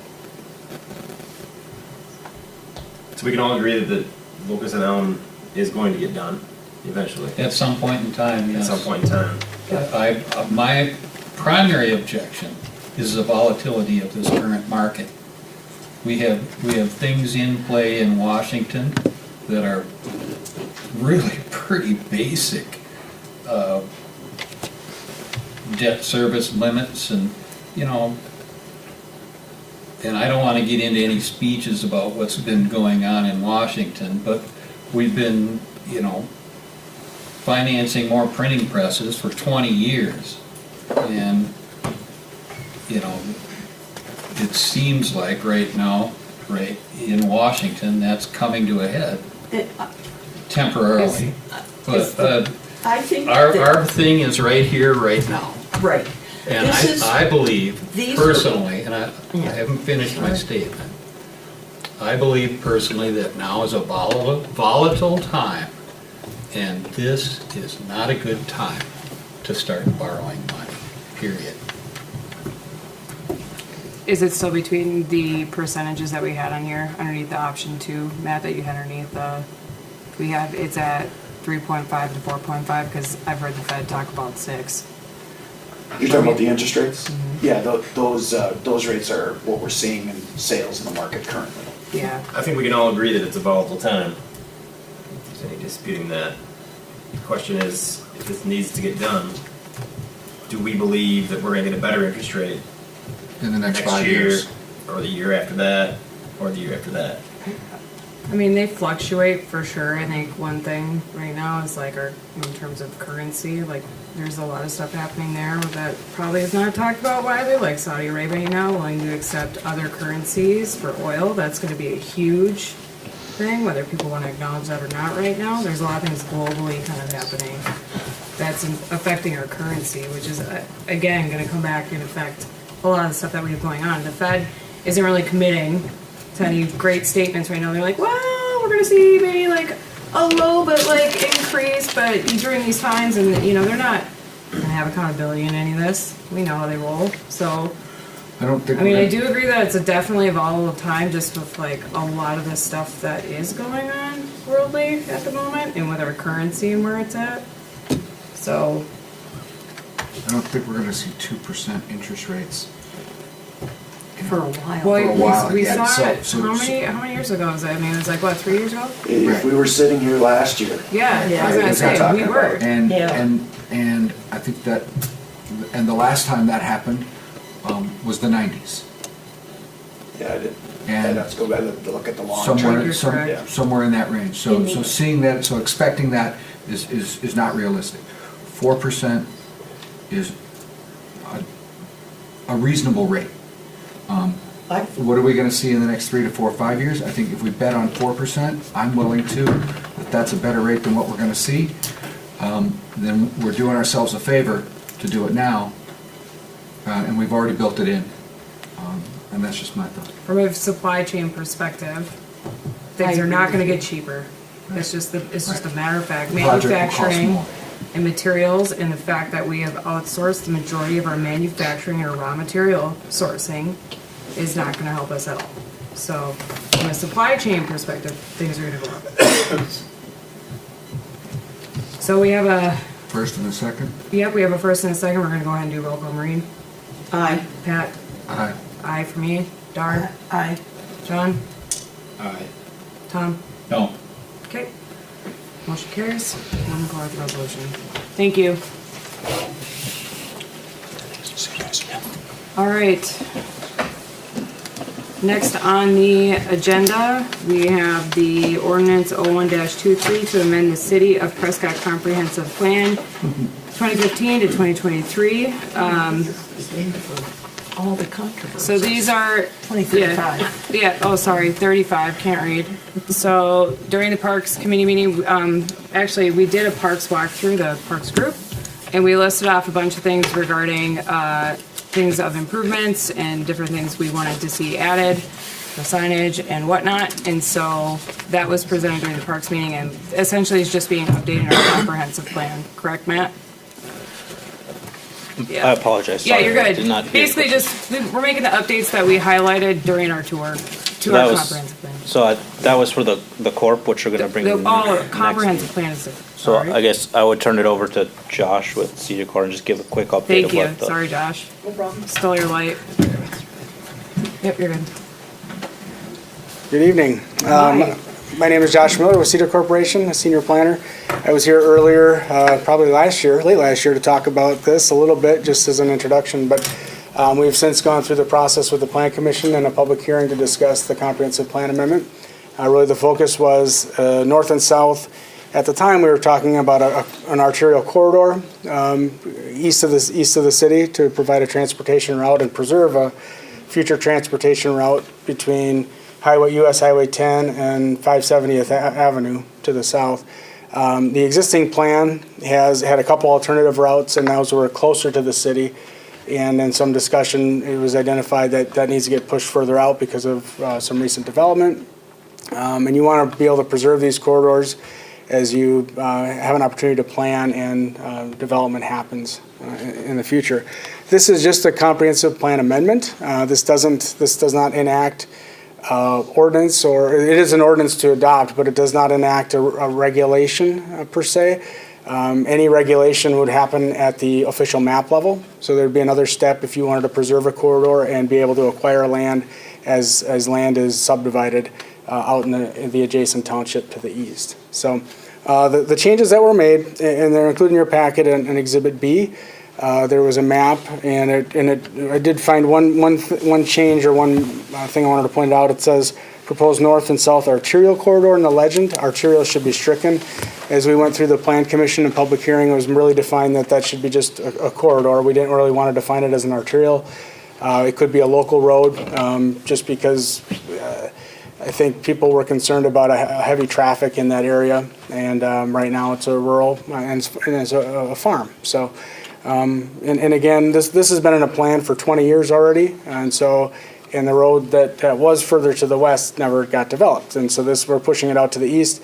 20 years from now, may not be developed either. So this is a plan through 2035, And right now, we're just trying to identify a future corridor to potentially preserve moving forward. So that map, Exhibit B just shows the area to the north, the State Highway 10, State Highway 29, connection to State Highway 10. That is an officially mapped section. So that area, as land is divided, the city has an opportunity to acquire that land and preserve that corridor.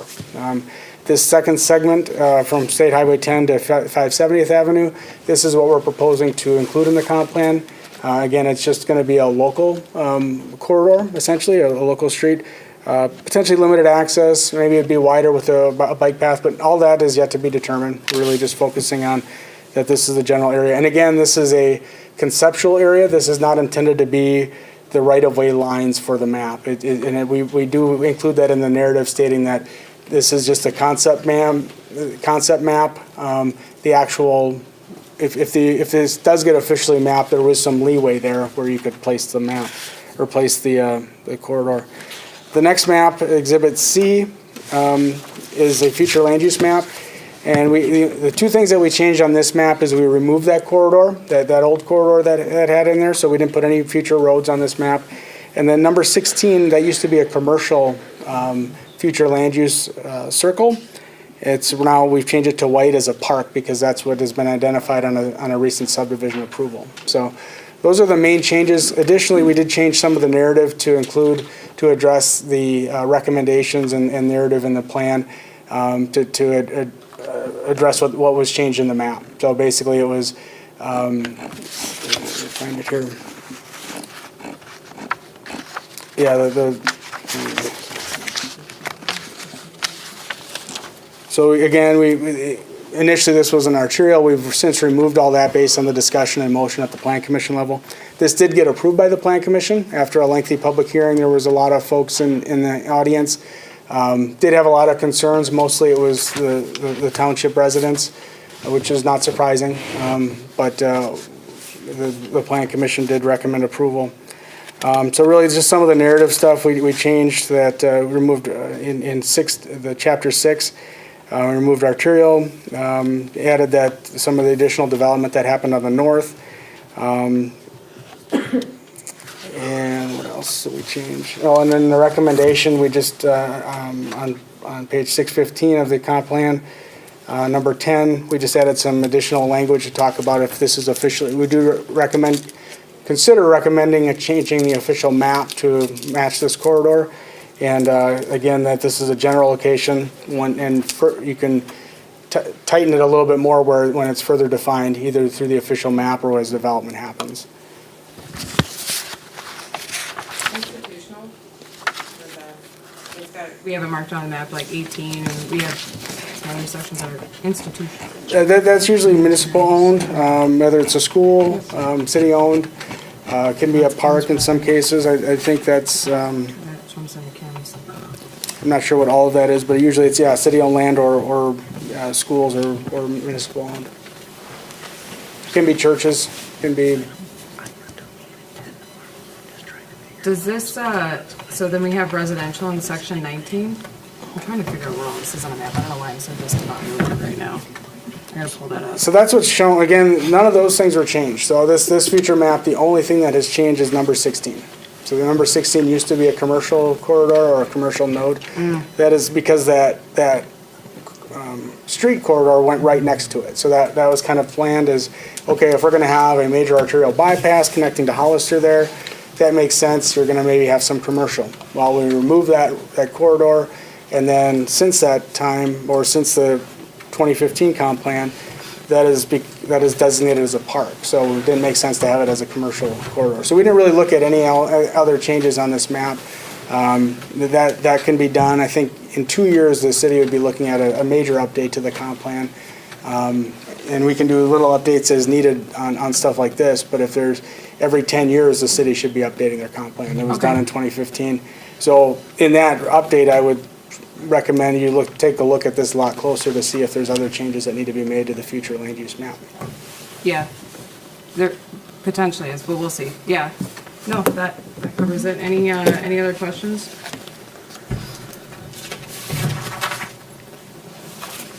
So this is being done by ordinance, so per our ordinance, you have the option of either waiving the second and third reading, and passing it tonight, or moving the ordinance onto a second reading, or other options as you see fit. I'd make a motion to move it to a second reading. I think just based on the meetings that you've had so far, probably not jump on that one and let people give feedback on it. So you made a motion? I'll second that motion. All in favor? Aye. Thank you. Motion carries. Next, we have the tourism committee. Sorry you guys waited so long. So we're looking at the budget proposal for 2023 and a 2022 year in review.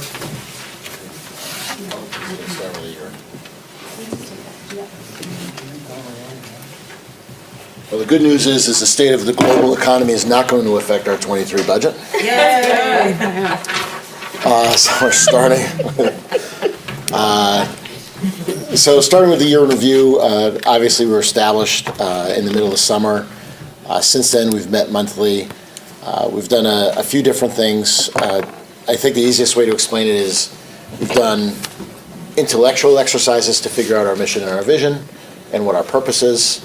And then secondarily, in an effort to create some excitement in downtown and drive that mission and vision in 2023, we took on some operational efforts to engage the community. So looking at our biggest accomplishments, we defined what our mission is, created the website. It is housed within the Chamber website.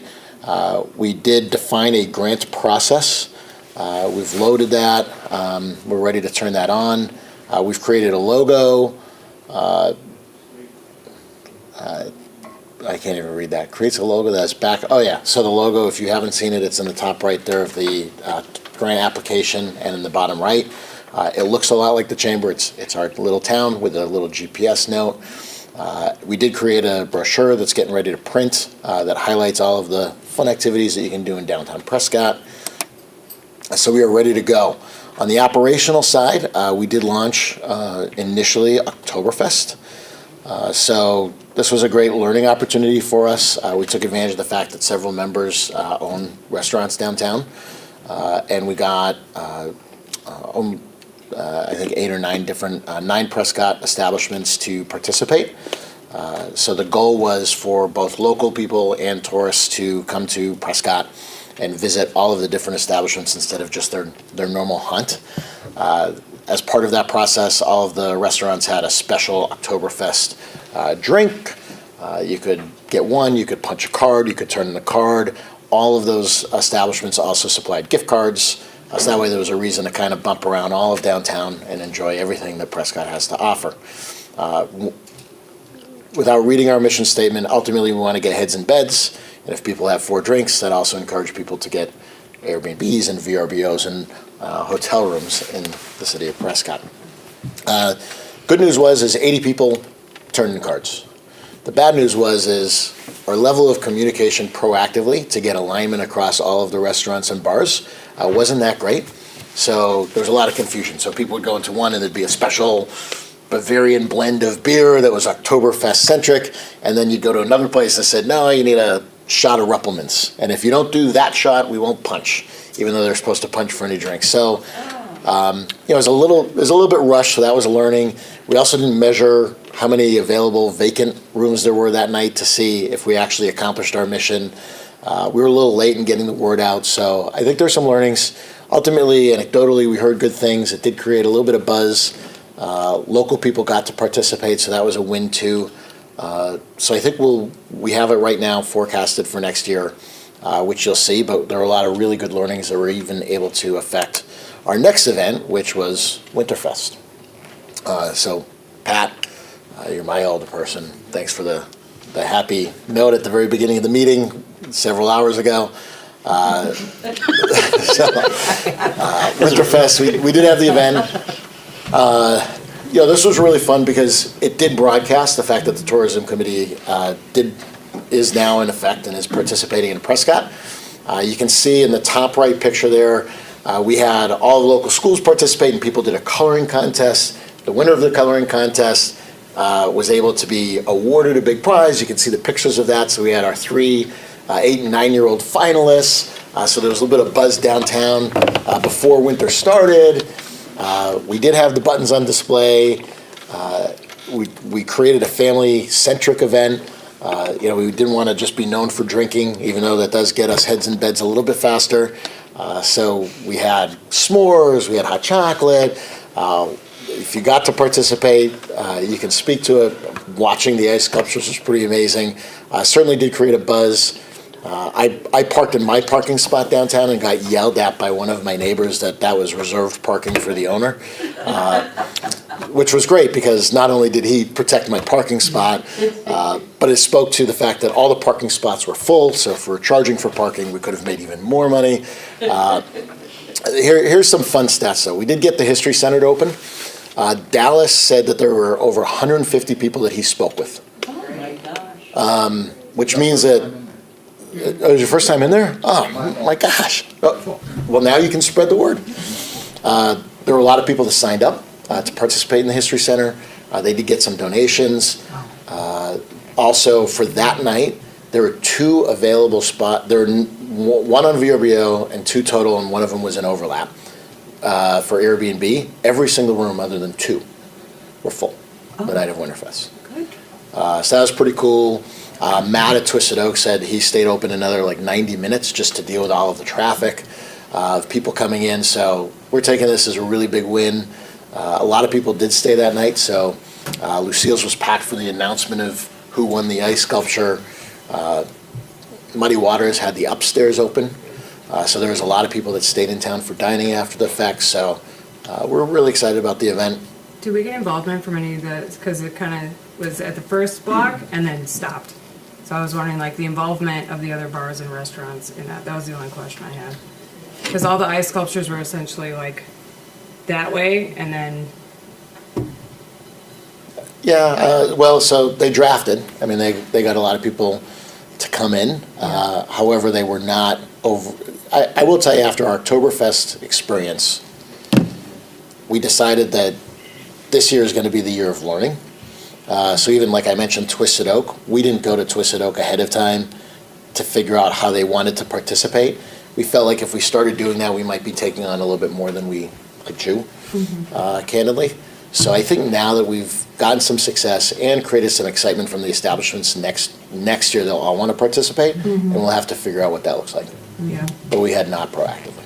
Okay. Well, there was some conversation. I mean, Two Rivers was aware. We thought with the ice skating rink, hopefully that would have lured people down there. Sure. If that wasn't ready.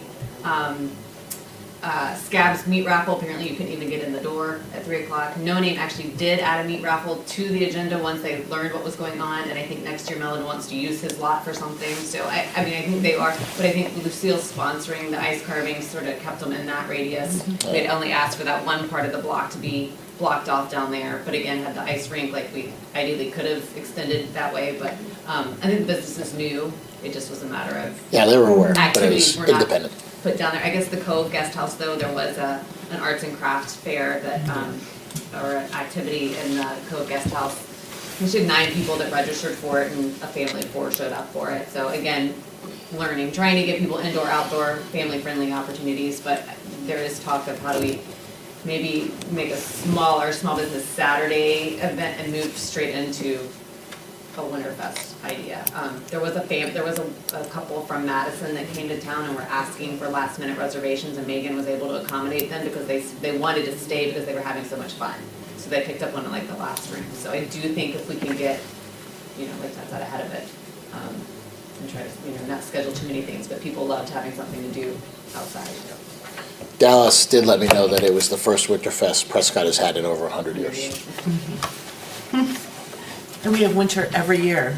Every single year, unbelievable. We call it winter boo, though. So here's some pictures, if you didn't see them, about some of the ice sculptures. Our winner is on the left. The fish.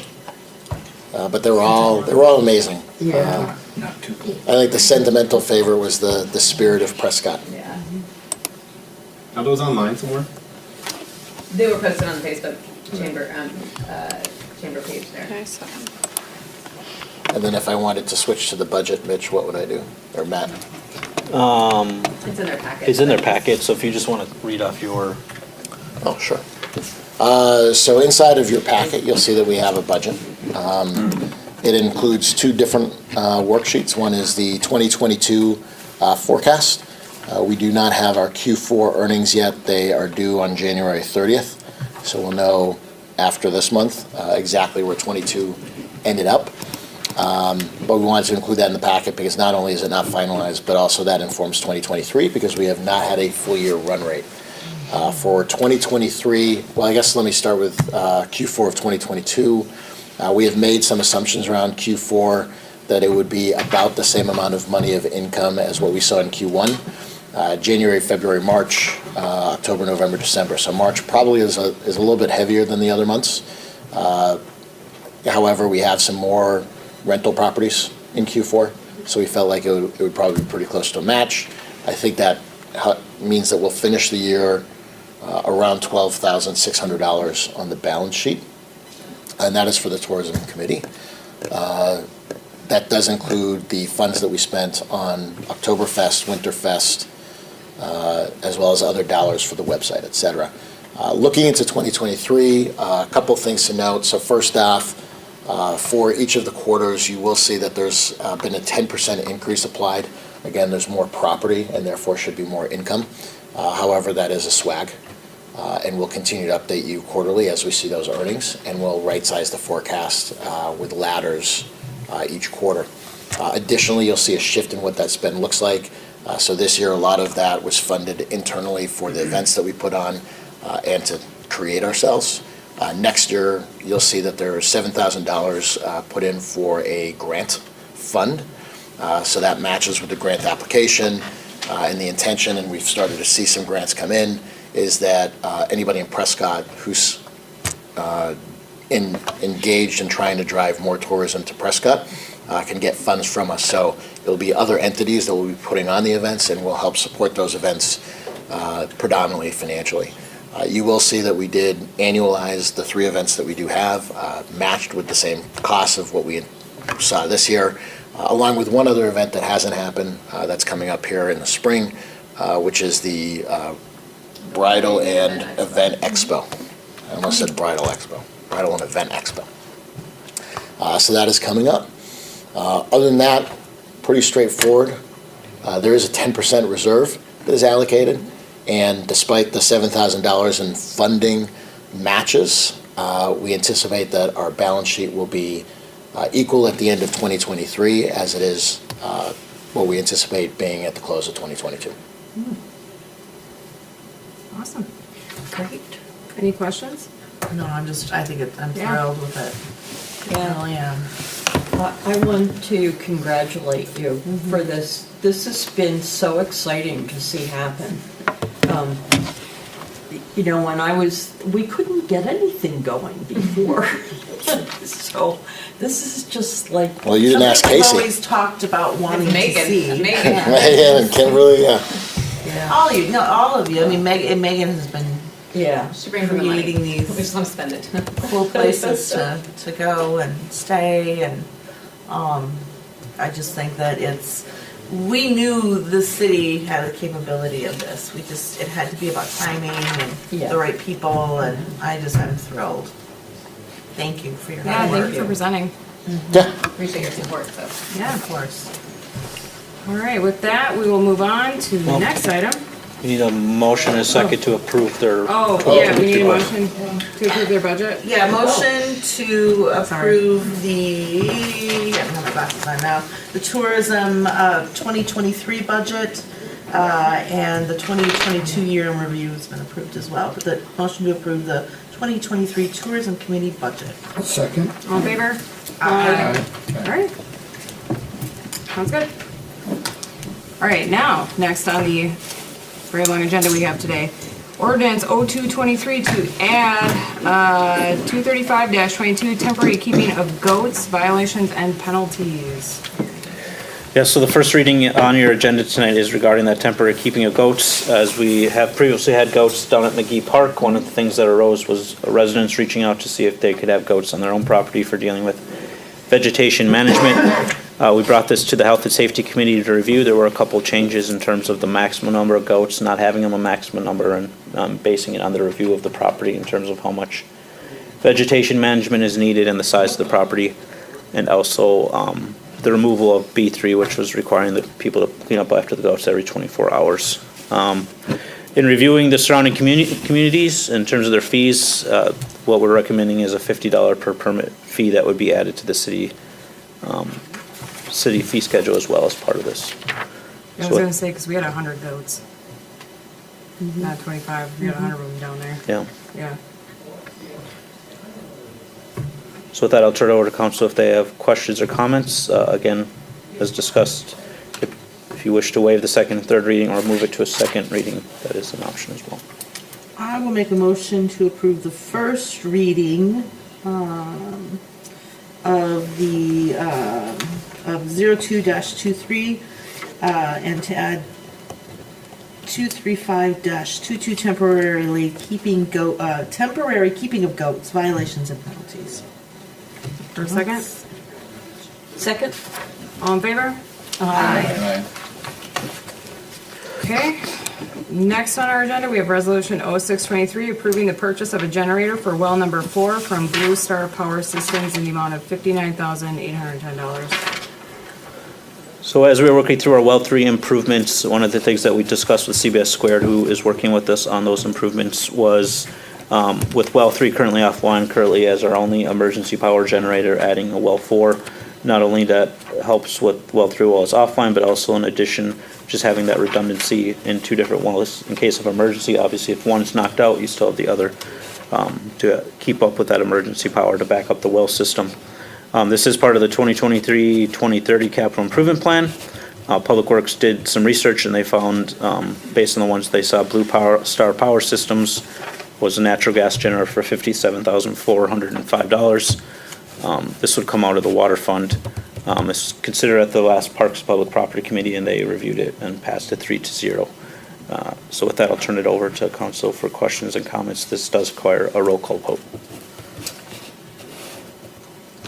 Motion to approve Resolution 0623, the purchase of a generator for well number 4. Do you have a second? In the amount of $59,810. Second.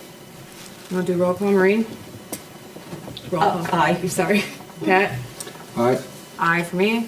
Dar? Aye. John? Aye. Tom? Aye. All right, motion passes. All right, next one. We had this one. We got this one long, Matt. Goodness. Resolution 0723, approving the geotechnical engineering services in the amount of $4,100 to Intertech PSI for the work related to Locust Street reconstruction. I'll turn this one over to Greg Adams to discuss briefly about why this is needed.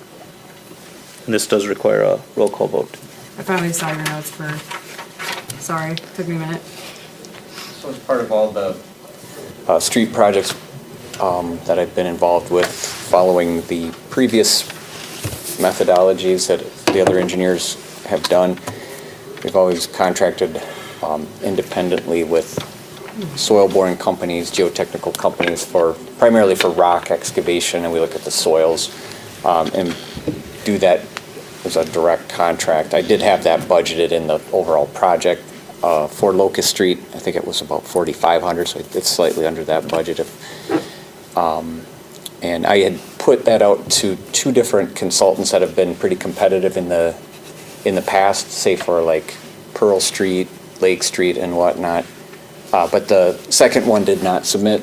But I looked to compare kind of the price per foot, and it was still a fairly reasonable price. Prices have gone up a bit, as we've seen with everything, but it wasn't a significantly larger price than we've paid on our last street projects, soil borings.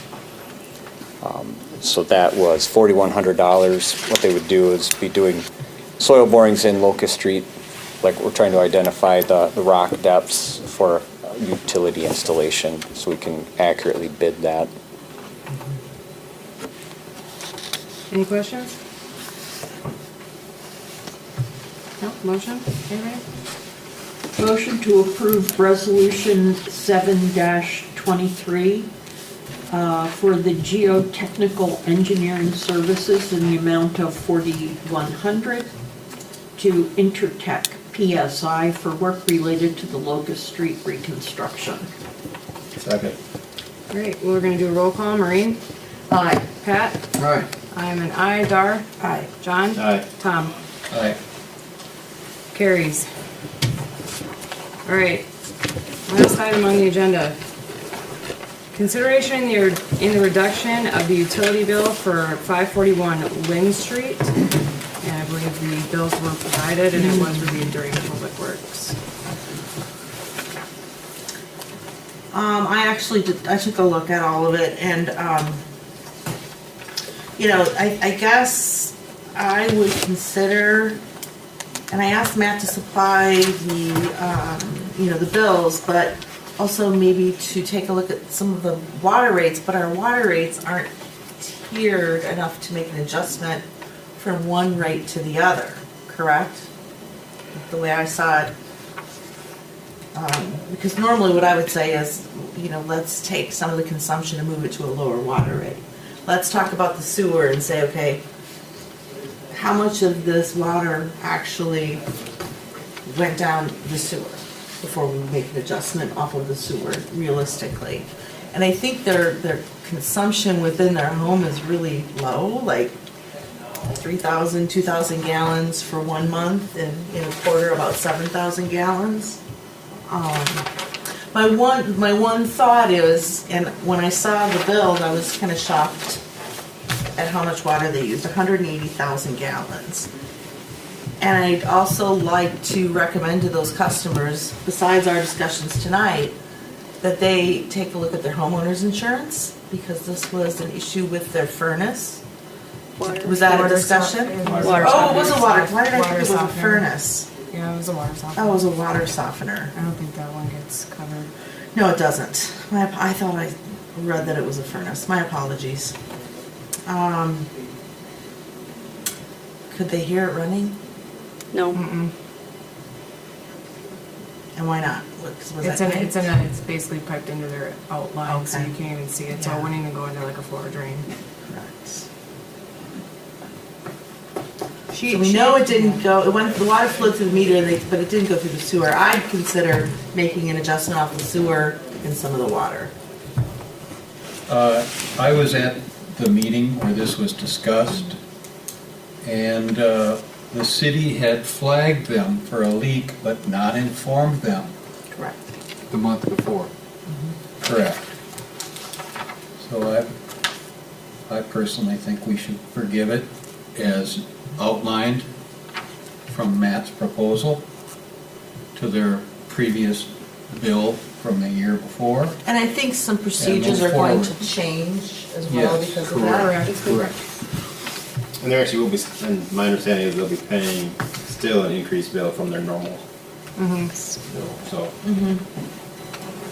And the problem was resolved, they already had the item fixed or replaced when they were here at the meeting, Sure. so. So they fixed it right away. Yep. Yep. Yeah, I guess I'd like to know staff's thoughts, what kind of, I don't mind if it's, They gave If- us the recommendation in Public Works to forgive. I think we should forgive. And we aligned on that. Absolutely. And Okay. to adjust based on what they had proposed to that I agree. 351 or whatever it is. And this would be one that would be hard to detect, obviously, too, so. The basement's flooding, Not obviously. necessarily. You don't think so? I mean, the city can detect it. Correct, from a homeowner standpoint. Oh, right. Where Yeah. you can't hear it running and, yeah. So on that, Yeah. So we would forgive everything but like the base fees, things like that? I think our proposal was because the leak did occur in the third quarter billing, and not that we are saying, it's totally a responsibility on the city, but there is some responsibility in terms of reviewing your usage, and when your usage does shoot up 20,000 gallons, I agree, they should have questioned it that they should have.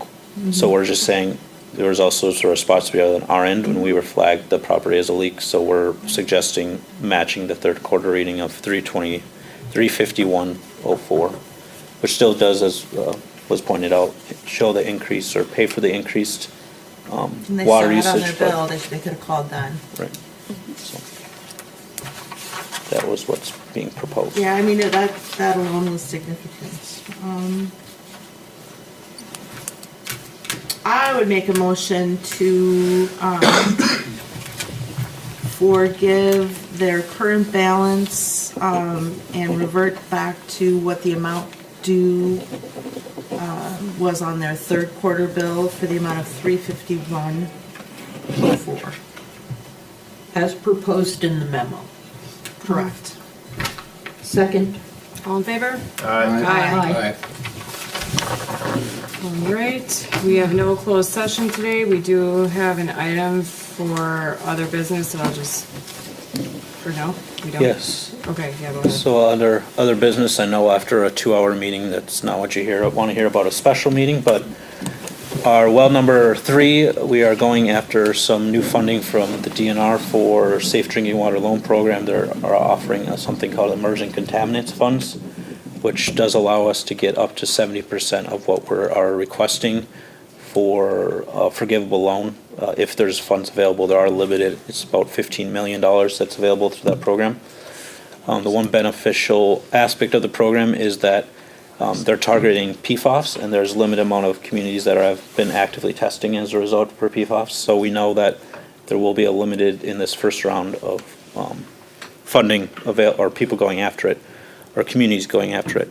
But one of the things that we found out this morning, unfortunately, was that we do need a resolution of support for reimbursement as part of that grant. Unfortunately, we couldn't, since it was within 24 hours of the meeting, we couldn't readjust the agenda for tonight's meeting to change it. So one of the things that, in talking with the mayor, that he approved as the consideration of having a special meeting next Monday, just solely for that one line item for, at 5 p.m. So, Same? Sounds great. Okay. Potential for more money.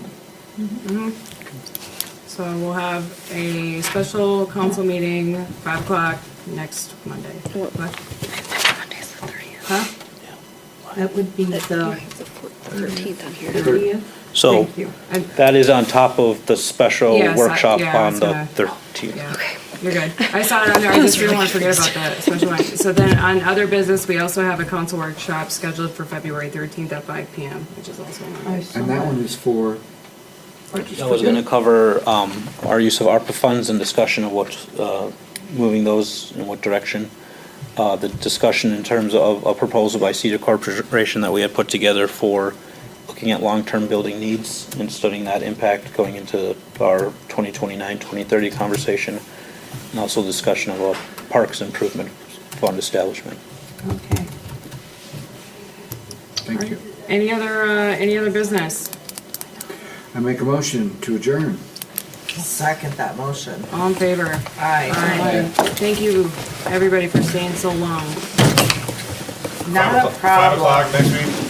You drew a short straw. Yeah. The third.